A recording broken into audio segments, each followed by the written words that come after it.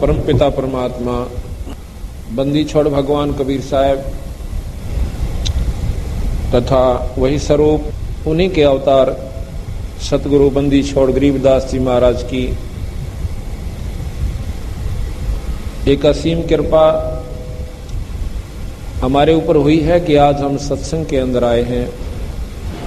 सभी शास्त्रों ने, सभी संतों ने इस बात का प्रमाण दिया है कि मनुष्य जन्म ये बहुत ही दुर्लभ है, अति दुर्लभ, महादुर्लभ। इसकी जितनी भी हम संज्ञा दे सकते हैं वो थोड़ी है। उसके उपरांत मनुष्य शरीर जिस भगवान आत्मा को आज प्राप्त है,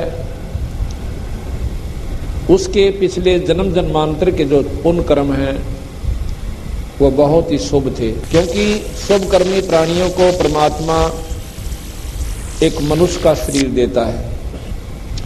मानव शरीर, स्त्री या पुरुष, ये दोनों मानव शरीर कहलाते हैं। अंग्रेजी में इसे ह्यूमन बॉडी कहते हैं, ह्यूमन बॉडी, मानव शरीर। और इसके बाद जो सत्संग प्राप्त करती हैं, जो हंस आत्माएं जो सत्संग के अंदर आ जाती हैं, वो उन शरीरधारी पुण्य आत्माओं से ज्यादा पुण्य आत्मा है, उनके ज्यादा शुभ संस्कार हैं। क्योंकि रामायण में भी लिखा है तुलसी साहब ने कि पुण्य पुंज बिन मिल ही न संता, पुण्यों के ढेर लागे बिना शुभ कर्मों की अधिकता ना हो जावे जिस प्राणी की, उसको संत समागम प्राप्त नहीं होता। जो भगवान आत्मा मनुष्य शरीर प्राप्त करती हैं वो तो है ही हंस आत्मा, क्योंकि उनको परमात्मा ने आत्म कल्याण करवाने वाली यूनिवर्सिटी में दाखला मिल चुका है।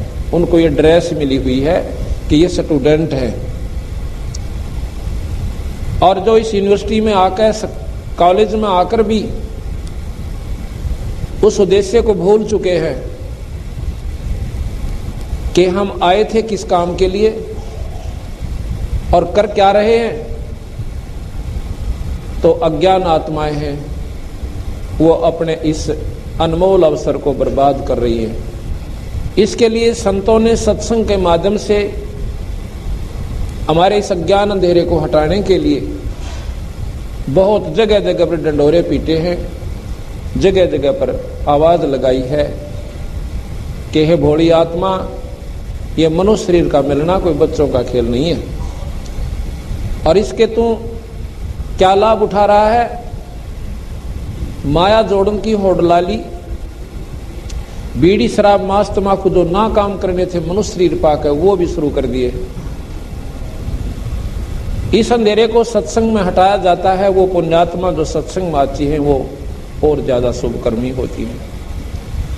और सत्संग में सुनी हुई बातों को जो अपने जीवन में ढाल लेते हैं, सत्संग में सुनी हुई बातों को जो अपने जीवन में ढालकर उनका अनुसरण कर लेते हैं, बुराई छोड़ देते हैं, परमात्मा का आसरा कर लेते हैं, उन भगवान आत्माओं के शुभ कर्मों का वर्णन नहीं किया जा सकता। और वो भी आज के इस गंदे कलयुग में। आज जितने भी हंस आत्मा सत्संग के अंदर आई हैं, ये शुभ कर्मी प्राणी हैं। इनको संत कहा है संतों ने, सतगुरु महाराज कबीर साहब ने। संत कौन होते हैं, ये परिभाषा हम आपको आगे बताएंगे। परमात्मा को चाहने वाली आत्मा वो संत आत्मा होती है, उन्हें हंस आत्मा कहते हैं। आज बंदी छोड़ भगवान कबीर साहब, पूर्ण परमात्मा, पूर्ण ब्रह्म कबीर, आज उन्होंने अपनी रजा बख्शी है कि रोहतक शहर के अंदर उस परम पिता परमात्मा की अमर कथा ये 5 दिन तक यहां पर चलेगी।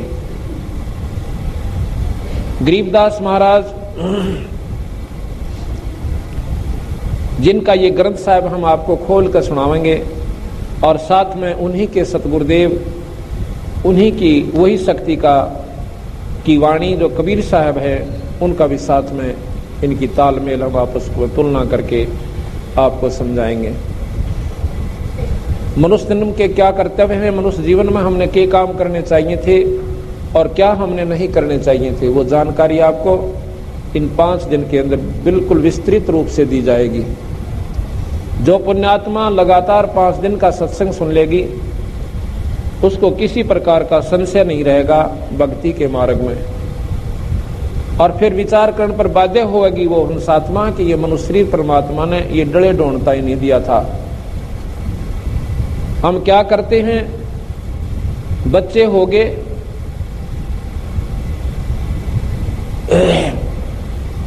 हम पहले स्कूल भेजते हैं अपने बच्चों को, उनका पालन पोषण करते हैं। प्रथम तो हमने ये चिंता थी कि हमारा कोई रोजी रोटी का साधन बने, फिर घर वालों ने चिंता बनी कि बच्चे का ब्याह कर दें, लड़का हो चाहे लड़की, शादी होगी।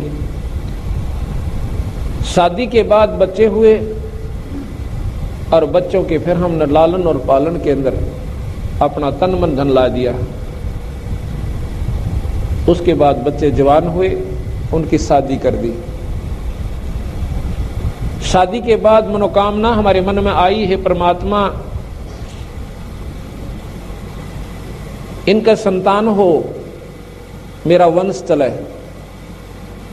वह भी सुन ली ईश्वर ने कि संतान यानी पोता और पोती, द्योता और द्योती हो गए।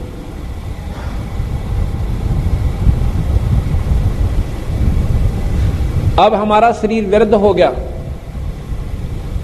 इतना वृद्ध हो गया कि उठा और बैठा भी इच्छा अनुसार नहीं जा रहा, और अपने मन में हम फूले नहीं समा रहे कि हमारा जीवन सफल हुआ, क्योंकि मेरे 4 लड़के और 8 पोते और 6 दोते हो गए, और 4 पोती और 3 दोती। फूले समाते हैं, फूले नहीं समा रहे हैं कि वाह वाह मौज कर दी, जीवन सफल हुआ। संतों की दृष्टि से ये तो तूने निष्फल कर लिया, ये जो कुछ भी होना था तेरे संस्कार का आप हो रहा था, ये तो तू अपने आप में खुशी मना रहा है कि मैंने ये सब कर दिया। माँ के गर्भ में जब बच्चा था बता देता कि इसमें लड़का है कि लड़की, अगर तू करने वाला है तो। जिनके संतान नहीं होती वो बढ़ा के दिखाओ संतान, उस ईश्वर की रजा बिना, अपने संस्कार के बिना। तो इसलिए संत आकर के अंधेरे न हटावे से कि भाई जो काम करना था वो तो तने छेड़ा भी को ना, अर्थात उसकी तो शुरुआत भी ना कर पाया अनाड़ी आत्मा, और गधे और कुत्ते की जुनी पाओगा, ये तने सफल किया ये अपना जीवन। इस प्रकार सत्संग के माध्यम से यह अंधेरा हटाया जा सके कि परमात्मा का पाना कोई मुश्किल बात नहीं है, पर उसके नियम ने माने मुश्किल है हमारे के लिए। किन के लिए? जिनको ज्ञान नहीं है। परमात्मा के पाने के लिए कोई घर त्याग कर जंगल में जाने की आवश्यकता नहीं बताई, किसी भी संत ने नहीं कहा, और ना ही किसी प्रकार की गुफा में बैठने की आवश्यकता, ना धोने लाने की।